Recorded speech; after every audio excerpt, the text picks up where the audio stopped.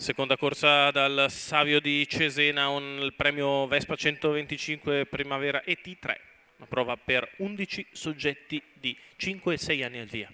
All'1 Brio Gual, 2 Columbus Gaps, 3 Cico dei Daltri, 4 Berenice Mag, 6 Bacau di Casei, 7 Cazzaniga Light, 8 Cedro Bro, 9 Coldplay YSL, 10 Cefalo Jet, 11 Calogero RG, 12 Countdown. Sì, Cico dei Daltri, il netto favorito numero 3 della corsa. Autostart che prende velocità.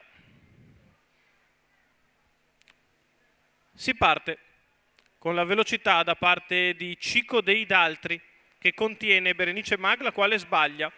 Al largo subito Bacau di Casei che prova a presentarsi su Cico dei Daltri, si imbocca la prima curva con Cico che replica Bacau, i due che se le danno lungo la prima piegata. Bacau che si ritrae in seconda posizione allo steccato. Cico dei Daltri è rimasto così a condurre nei confronti di Bacau di Casei, in terza posizione Brio Gual, poi Columbus Gaps, mentre di fuori c'è Coldplay YSL, poi ancora Cazzaniga Light, Cefalo Jet e gli altri. Primo quarto di gara che se ne va in 29,8 con il favorito, figlio di SJ's Photo, che ha preso la testa con 100 metri di leggera spesa per respingere Bacau di Casei. Ora può condurre il ritmo a proprio piacimento, 46 per i primi 600 metri, come al solito quella curva lì è un po' più lenta. Cico dei Daltri guida il gruppo, si porta in scia Bacau di Casei mentre ha mosso all'esterno Brio Gual che su un paio di paletti lenti risale a spesa quasi zero, si porta a lato di Bacau di Casei. Intanto Francesco Tufano inizia ad accelerare quando siamo al chilometro in 1,16,5. Pigia decisamente ora il piede sull'acceleratore, lascia Librio Gual che perde battute all'esterno, guadagna di dentro allora Columbus Gaps.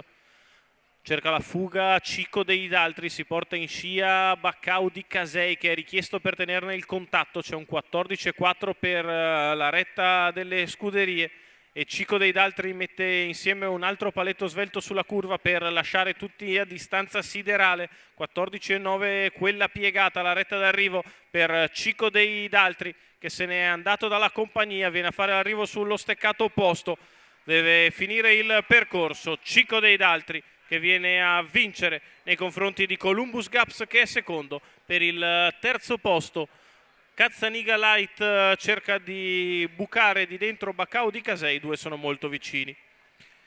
Cico dei Daltri, Francesco Tufano, Marco e Lorenzo Bortolotti, colori della scuderia Track, la vittoria del figlio di SJ's Photo e Gabella Black che quando va percorso in queste categorie non può correre.